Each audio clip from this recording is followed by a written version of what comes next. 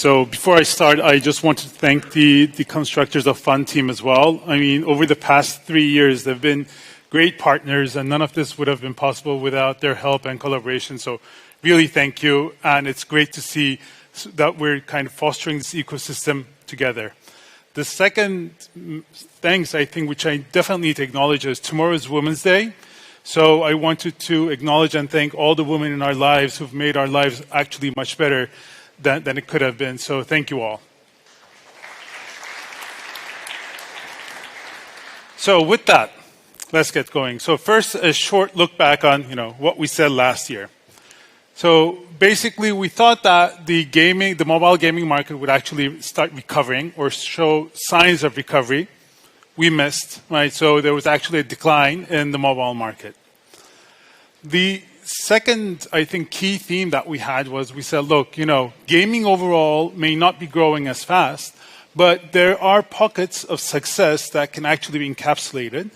And stuff like, Match 3D and Connect tiles are kind of actually the shining stars of what has been a very dim year.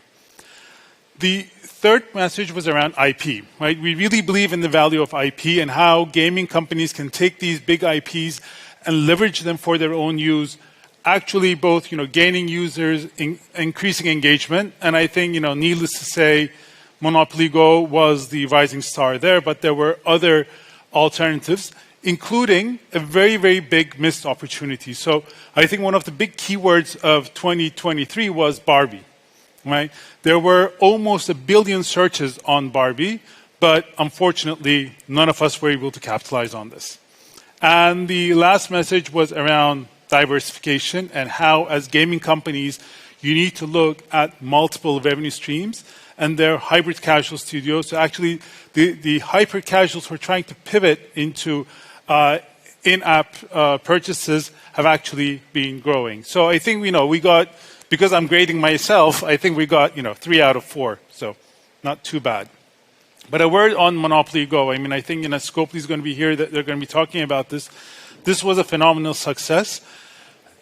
I know that there was a lot of news around UA and spending, etc. But it wasn't only about that. It was about how you can actually have a great IP with great gameplay, reaching the right audiences, and really capitalizing on the value of the IP. So kudos to the team. Now, going into 2024, I think, the bad news first, gaming is dead, right? And I'll talk a bit about why. I know this is not what you want to hear, but what we're seeing, right, and you actually saw the same chart in the previous presentation as well, is gaming overall is not really prospering, but mobile games within that is actually shrinking the most. And this has been a trend. Now, as a result of this, we're also getting more non-gaming apps, right, who are going after the same eyeballs, after the same screen time, and they're doing an extremely well job, and they're much more sticky, right? And that's why they're growing, and soon they will overtake games. Now, we've been criticizing, ATT a lot, but, from a gaming perspective, the ATT rates aren't actually that bad, right? So there is some visibility, but despite of this, right, what you can see on the right-hand side is you're spending money on downloads, but you're not getting the return, right? So you're not getting revenue. So this is basically the percent of companies, right, who are actually getting more downloads than revenue, right? That means that they're actually investing into this in a time where money is scarce, profitable margins are going down, and this trend is getting worse. So things are getting harder and harder, and this is for kind of, if you look at the top 500 games, it doesn't change. Now, what actually makes things worse is it's becoming a winner-takes-it-all market. Right? So if you're a new gaming startup, and if you're really trying to make a name for yourself, well, tough luck, right? Because the top 5 games, and this is the top 5 games in the genre, are actually getting more of the pie, right? So for a newcomer, right, who probably doesn't have as deep pockets, right, who doesn't have a strong user base, right, who needs to get traction, it's going to be much harder. And this is not only limited to mobile games either, right? If you look at the PC side, the picture doesn't change, right? So the big guys are winning. So if you want to make a name for yourself, it's going to be harder than it was a couple of years back. And last but not least, we're seeing actually a shrinking in all kind of VC funding, right? So funds are scarce, and I think Eric said this, they're probably looking at other alternatives. So it's both about the number of rounds that they're doing, but also how much they're spending per round, right? So less investments and less dollars per investment. So what does that all mean? It means that, yes, life is getting tougher, but as Joe would have it in Last of Us, it's you need to hope, right? So without hope, there is no future. And the sparkle of hope that we see once we look into this is the economy seems to be recovering. So the overall inflation has stabilized, but as an indicator, we're looking at premium mobile phones, right, or premium devices, basically, and interest and search and appetite from a user base. That seems to be going up. But I think much more importantly for you, the number of game searches that people are doing is actually growing exponentially as well. So there's a lot of interest there. Now, it's up to you to figure out what that interest is about and how you can capitalize on it. But the interest is genuine. It's there. And for the ones who can actually capture it, they are the ones who can actually separate themselves from the whole crowd. The other point here is, overall game revenues we talked about, but it's the first time that actually they've started outpacing other digital ad spending. Right? So again, this is a glimpse or, there's a silver lining to all of this, which basically says is, yes, within that growth, the digital ad market is actually growing less than games. So games are getting a larger share of the digital ad market, which also means that they're getting more eyeballs. So what does this all mean? And, how do we actually capitalize on that silver lining? When we look at this from our perspective, we see three large themes kind of standing out. And I'll try to take you through these one by one. So the first one is about your business model, right? So how do you organize yourselves in order to be flexible enough to capitalize on these trends? The second big thing, and I think no conference this year is ever going to be possible without mentioning AI, is going to be about AI and obviously, how do you utilize first-party data? And last but not least, it's going to be about privacy. With everything going on, privacy is going to become even more important over the next couple of months and years. So you need to be ready for that from the get-go. So without further ado, let me kick us off. So within that shrinking mobile game landscape, actually, I talked to this, right? Hybrid games are growing, right? And the beauty of hybrid games is they've found the sweet spot between hyper-casual and casual, right? When you look at it from a retention perspective as well. So there seems to be a lot of users who want to play these games, who are sticking with the games, who have good return rates as well. And for the studios, especially for the hyper-casual studios who can do that pivot, right? It's not an easy pivot, but it's doable, and we've seen many, many cases of this with some clients who I'm working personally with as well. It's doable, and it pays off big time. So what this means for you is look at your business model, try to find ways of assessing it, and see how you can actually pivot to something new. The second big thing that's happening is around subscriptions, right? So the interest for subscriptions is booming. Right? Users are looking at subscriptions as an alternative. Right? And we're seeing a lot of both downloads, right, as well as increase in revenue share. So subscriptions are here to stay, right? So I know, these were experiments and people didn't believe in them, but that doesn't seem to be the case. It has a really good landing with the consumers. Now, but when we think about subscriptions, you should not think about subscriptions as an alternative to in-app purchases, right? Because that only means that you're going to be limiting your revenue. What we're seeing is that for the successful companies out there, they're taking a very different approach. They're using this to premiumize, right? Or they're basically looking at as a way of retaining and engaging with their user bases. Mario Kart is just one example, right? It's around, how do you differentiate with, gifts and challenges and badges, and they're actually borrowing from the MMORPG genre as well. And how do you kind of, make this a very unique and special occasion rather than saying, okay, you know what, if you've got a subscription, I'm not going to charge you anything. There is a growing trend here, and it has a very strong resonation with users as well. The third thing that's happening here is we're seeing a merge of different genres going on as well, right? So some of the more successful or up-and-coming games are actually trying to mix and match different gameplays, different genres, stuff that we thought would not be possible into one. And although interest for what we're calling legacy games, so games that have been launched or which are older than 3 years, have stagnated, right? So users aren't that interested. They're not, really looking more, or they're not searching more for that.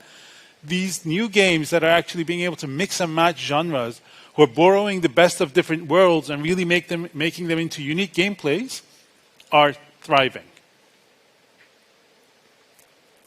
So with that, let's move on to AI.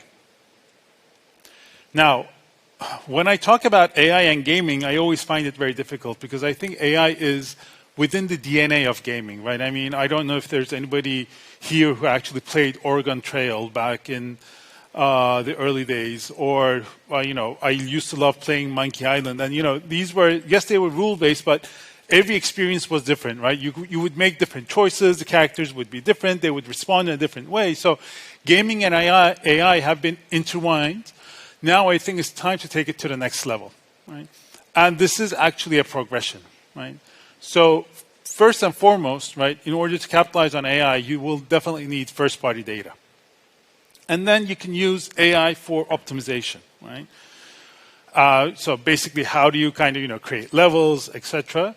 But you can also use it for price discrimination if you want, right? So if you've got two different users, one of them in the early stages of the game, while the others in the later stage of the game, do you charge them the same for the same live ops? Do you differentiate? Is it possible to do it or not? How do you actually predict churn before it happens using AI? To stuff around generative AI and kind of using that capability to actually help you in not only in your game development, like, testing games or levels, but actually predicting how engaging a level is. All right, so can an AI play a level like a person and then predict a engagement score for you, saying, you know what, this level, if you do it this way, is going to give you a score of X, whereas if you had tweaked it with, this and that, one more shooter, two more bombs, whatever, it would have changed. Basically helping you develop your gaming. And this is happening. It's been going on for a while, as you can see, right? So, like I said, gaming is one of the early ones, and it's just expected to explode, right? And basically, the game development, which is what you're doing now, will be eclipsed, right, by new experiences. And the ones of you who can actually get into that space earlier will be much, much more successful. Oh, so, okay, what does that mean? It basically means from a generative AI perspective, you can do two things, right? Either you can use this to scale your game development, right? So looking at your teams, how do I support them from anything from, level creation to testing. Two, how do I give these new gaming experiences that can actually catapult me in front of my competition? And there, it's around like NPCs. So if your game has an NPC, how do you make that smart? How do you integrate user-generated content into your game without obscuring the gameplay, but making it even more personal? And then, obviously, how do you create endless worlds, which is going to take away from your developer time? We are seeing examples of this, right? It's still in the early stages, but as Google, over the past, I think, 8 months, we've had 2 forays into the field, first with Flip, and Matt was also mentioning this. It's about Genie. If you haven't experimented, I think it's really cool. There's a paper out there on Genie, which actually helps anybody almost create a game for themselves. So we're moving into a very new world. And then when it comes to using it for enhanced gameplay, the reaction from the early set is super phenomenal. Right? It's really engaging, and users love this. Right? So, you can do a quick search on Google or on YouTube, see the content, but the amazement, the engagement from the users that they're getting is so strong that you can instantly see why it would have a positive impact in their retention rates. So that's AI for gaming. And last but not least, I also want to talk about privacy. So a lot has been happening over the past years, and probably more will happen going forward. Now, what this means for all of you is we're seeing install growth slow down or decrease, right? So that's impacting how many installs you're getting, whereas your costs are actually going up, right? So these privacy changes are actually having a fundamental impact both on the top line and on the bottom line of your business. So you need to act now. Actually, you should have probably acted yesterday, right, with DMA. But if you haven't taken any action, you need to act now, and you need to start collecting 1P data. Now, when I talk about this with my clients, the first pushback I get is, but that's going to obscure gameplay, right? That's going to hurt, and users don't want to give me first-party data. They don't want to share emails, etc. Now, what we know, however, is if you find a way of collecting that data, it's going to not only impact your revenue generation, right, but also it's going to help with your costs. So spending a moment trying to come up with a creative way of collecting this data is going to be instrumental for all of you moving on if you want to both leverage the power of AI, right, because that's going to be dependent on first-party data as well, but also make sure that you have a much more robust business. Now, coming back to this question around, but nobody wants to give me an email, and there are some more strategy games who actually don't let you log on without an email, but then is that really true for all games? We've seen different companies look at this from different alternatives, and there are ways of actually collecting that 1P data as an identifier without intruding on the gameplay. And these are just some examples, right? There's always an associated benefit with this for the user, right? But if the user knows that they're getting something out of it, they are more willing to share that data. They will trust you with that data. And once done, this is the path that's going to open up a new stream for you. So in summary, I think what I want to leave you all with is we're going through troubling times. Gaming is, the future might be dark, but there is a bright silver lining. And that silver lining will probably get bigger and bigger for the ones of you who can actually, reevaluate your business models, be willing to pivot and willing to experiment, who can capitalize on the power of AI as we move on, right? And make AI work for you, right? And number 3, who can embrace privacy in the new world, which is changing, and it's probably going to get more and more complex. So with that, I want to conclude my words and thank all of you for listening and for coming. And I hope you have a great day. And I'll pass it over to our very own Katie and Belinda to talk about how AI will actually help grow your business. Thank you.